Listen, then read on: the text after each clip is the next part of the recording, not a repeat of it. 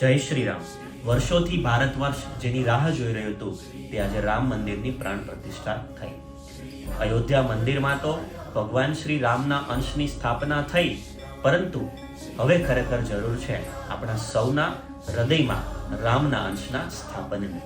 આપણને એમ થાય કે રામનો અંશ આપણા હૃદયમાં કેવી રીતે, પરંતુ આપણે વિકટ અને મુશ્કેલ પરિસ્થિતિમાં જો ધીરજ જાળવી શકીએ ને તો એ પણ રામનો અંશ જ છે.